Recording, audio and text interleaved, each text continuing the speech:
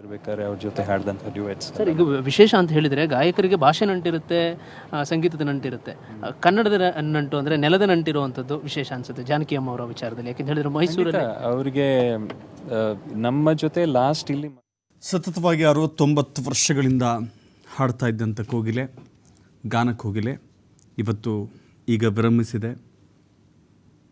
20 ಭಾಷೆಗಳ ಚಲನಚಿತ್ರಗಳಲ್ಲಿ ತಮ್ಮ ಪ್ರತಿಭೆಯನ್ನು ಮೆರೆದಿದ್ದರು ಜಾನಕಿ ಅಮ್ಮ. ಕನ್ನಡದಲ್ಲಿ ಸುಮಾರು ಸಾವಿರಾರು ಹಾಡುಗಳನ್ನು, 3000 ಹಾಡುಗಳನ್ನು, ಅತಿ ಹೆಚ್ಚು ಹಾಡುಗಳನ್ನು ಹಾಡಿದ್ದಾರೆ. ಅವರಿಗೆ ಭಾಷೆಯನ್ನು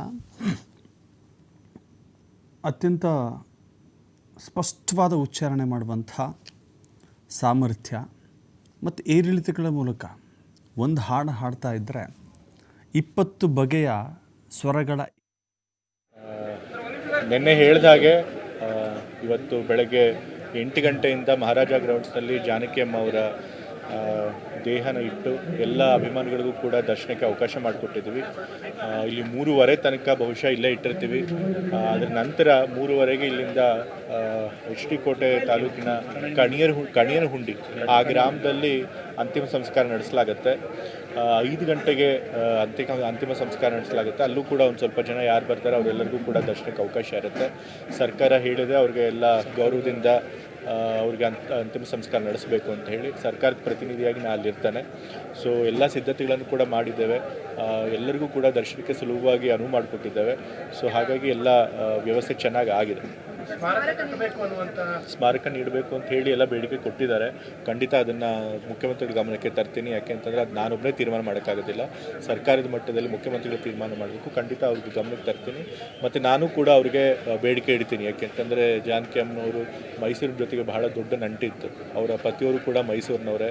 ಮತ್ತು ಅವ್ರಿಗೂ ಕೊನೆ ಉಳಿಬೇಕು ಅಂತ ಎಳೆದಿರೋದು ಕೂಡ ಮೈಸೂರಿನಲ್ಲೇ. ಮತ್ತು ಅವರು ಅಂತಿಮವಾಗಿ ಇಲ್ಲೇ ತಮ್ಮನ್ನು ಅಂತಿಮ ಸಂಸ್ಕಾರ ಮಾಡಬೇಕು ಅಂತ ಕೂಡ ಇಚ್ಛೆನ ವ್ಯಕ್ತಪಡಿಸಿದ್ರು. ಸೊ ಹಾಗಾಗಿ ಮೈಸೂರು ಜೊತೆ ಅಷ್ಟೊಂದು ಬಾಂಧವ್ಯ ಇದೆ. ಮತ್ತು ನಮ್ಮ ಕನ್ನಡ ಫಿಲಮ್ ಇಂಡಸ್ಟ್ರಿಯಲ್ಲೂ ಕೂಡ ನಾವೆಲ್ಲ ಬಾಲ್ಯದಲ್ಲಿ ಕನ್ನಡ ಹಾಡುಗಳು ಇವ್ರ ಹಾಡನ್ನ ಕೇಳೇ ಬೆಳೆದಿದ್ದು. ಸೊ ಹಾಗಾಗಿ ಕರ್ನಾಟಕಕ್ಕೂ ಅವ್ರದ್ದು ಕೊಡುಗೆ ಇದೆ. ಸೊ ಎಲ್ಲ ಕಾರಣದಿಂದ ಸ್ಮಾರಕ ಮಾಡಿದ್ರೆ ಒಳ್ಳೆಯದು, ಅವ್ರಿಗೆ ಸರಿಯಾದಂಥ ಗೌರವ ತೋರಿಸಂಗಾಗುತ್ತೆ. ಮುಖ್ಯಮಂತ್ರಿಗಳು ನಾನು ಕೂಡ ಬೇಡಿಕೆ ಅದಿನ್ನೂ ಡಿಸೈಡ್ ಮಾಡಿಲ್ಲ. ಯಾಕೆಂತಂದರೆ ಆ ಜಾಗ ಬಂದು ಪ್ರೈವೇಟ್ ಅವ್ರದ್ದು. ಸೊ ಮತ್ತು ಫಿಲಮ್ನ ಕಲಾವಿದರ ಸಂಘದವರು ಅವರುಗಳು ಕೂಡ ನಾವೇ ಅದನ್ನು ಸ್ಮಾರಕ ಮಾಡ್ತೀವಿ ಅಂತ ಕೂಡ ಮುಂದೆ ಬಂದಿದ್ದಾರೆ. ಸೊ ಅದೆಲ್ಲ ಡಿಸೈಡ್ ಆಗಬೇಕು, ಮಾತುಕತೆ ಆಗಿ ಆಮೇಲೆ ತೀರ್ಮಾನ ಮಾಡ್ತಾರೆ.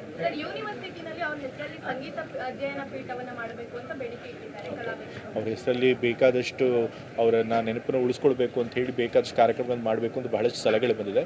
ಅದನ್ನೆಲ್ಲ ಪರಿಶೀಲಿಸಿ ಸರ್ಕಾರದ ಗಮನಕ್ಕೆ ತಂದು ಯಾವ್ದು ಮಾಡೋಕ್ಕೆ ಸಾಧ್ಯ ಆಗುತ್ತೋ ಅದನ್ನು ಮಾಡ್ತಾರೆ.